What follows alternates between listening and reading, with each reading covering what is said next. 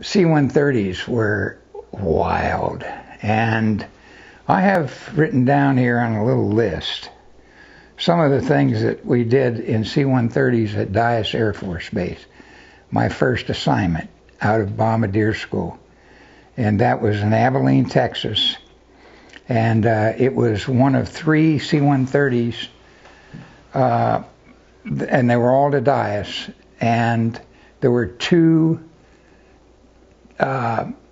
KB-50s, which are refuelers, old B-29s that had auxiliary jet engines on them and used as refuelers. But those things were getting old, and there had been 1 or 2 incidences where the wings fell off. You know, one of the wings fell off or an engine fell off. I thought, no, those airplanes are getting too old. And these C-130s were going to be brand new C-130E models. So I was able to get one of those, and off we go to Dyess, Texas. And it's out in the middle of nowhere. It's rattlesnake country, actually. It's like the high plains of Texas. Very hard soil, tough soil. Nothing grows there except mimosa trees that are full of pollen. It's just unreal. And rattlesnakes just up the road at Sweetwater, Texas. They have a rattlesnake roundup every year, and guys go out and catch hundreds of rattlesnakes, and they milk them, and they get prizes for the longest one and the heaviest one and all this stuff. It's amazing. And anyhow, I saw one. Could have gotten bitten there, I guess. Would have gotten sick, I'm sure, on the golf course one morning. But I was paying attention, thank goodness. I'll tell you another story about that later on. Maybe you've heard me tell that one. Maybe. The rattlesnake story? Yeah. No, well, maybe I better tell it right now. Okay. You know, when we weren't flying at Dyess. I'm going to just check the camera one more time. When we weren't flying at Dyess, we... have you got lots of space? Because you know me, I'm sort of a Spielberg kind of guy. I like to put all the detail in there. I don't go for the Reader's Digest versions. I know. I think I've still got 51 minutes left. Okay, that'll probably be just about enough. Okay, we can keep going. Okay.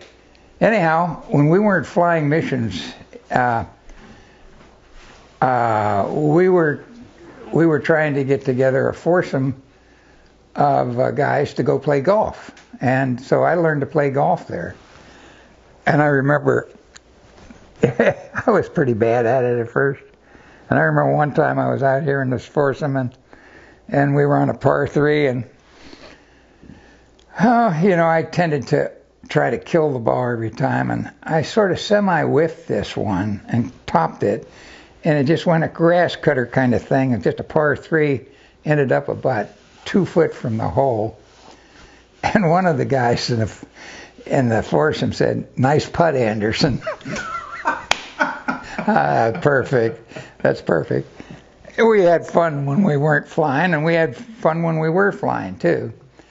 Anyhow, one morning I wanted to play some golf, and hell, all my golfing buddies were off flying other things or shopping with their wives or whatever.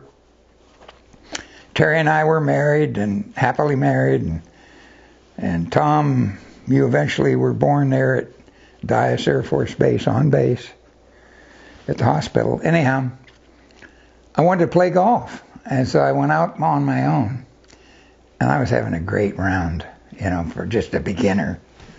It was all luck, but through 4 holes, I think I was 1 over par, you know. And this next hole, number 5, was a par 5, dogleg to the right. And I thought to myself, you know, if I hit this thing, I can cut off that corner. Maybe I can get on in 2. And who knows, maybe I could even get an eagle if I make a real lucky putt. So I was swinging too hard. Back then, the covers on golf balls were not tough like they are today. Pretty easy to dimple them, you know, cut into them. And I whacked this thing, and I got one of these, not a fade, it was a flat slice, low, zoom. out into this corner where the par 5 goes at the bend there, and it was in sort of tall grass that wasn't real thick. You could see in front of it. And I'm walking out there. It's a nice sunny morning, you know. Everything's good. And I got to thinking, you know, we're in rattlesnake country. I better watch what I'm doing. And about that time, I look ahead, and here's this rattlesnake all curled up outside of its den, you know, sunning itself. I could have stepped on it if I would have been daydreaming and looking somewhere else, and he'd have nailed me. But I saw him, and I just stopped. He saw me, of course, and he went back into his den. And I went over to the ball, went up around his den area, and came to the ball, and I thought, I better check this ball and see how bad, if I damaged it at all. And as I stooped down there to look at the ball, a grasshopper jumped up and hit me in the neck. Oh, Lord. Oh, God. I think I took an 8 or 9 on that hole, and that ruined the rest of the day on the golf course. But that was Abilene, Texas for you. And after about 3 years of crazy living, Tactical Air Command was all about fighter planes and fighter pilots. And the guy who was in charge, a 4-star general, was a fighter pilot. And here we are, C-130 trash haulers, even though they're new airplanes, even though we're doing an important mission. As far as Tactical Air Command's concerned, we're lower than a snake's belly as far as priorities. And we got treated that way. You go someplace and they'd put you in the open bay barracks, you know, and you'd be they'd put you in a bed that had old springs, and your ass was about hitting on the floor, and, you know, the mattress was maybe 3 inches thick, and you go into the shower, and showers were all clogged up. You had muck over your ankles, you know. And in the very same building kind of thing, or adjacent to it, were these air-conditioned quarters, and military airlift command guys, still flying C-130's. They would come in, but they built their own. They had air conditioning, everything. They had little refrigerators in their rooms that were stocked with booze and goodies and everything else, and we could not stay in their quarters. They were reserved for the MAC troops, even though no one was even coming there.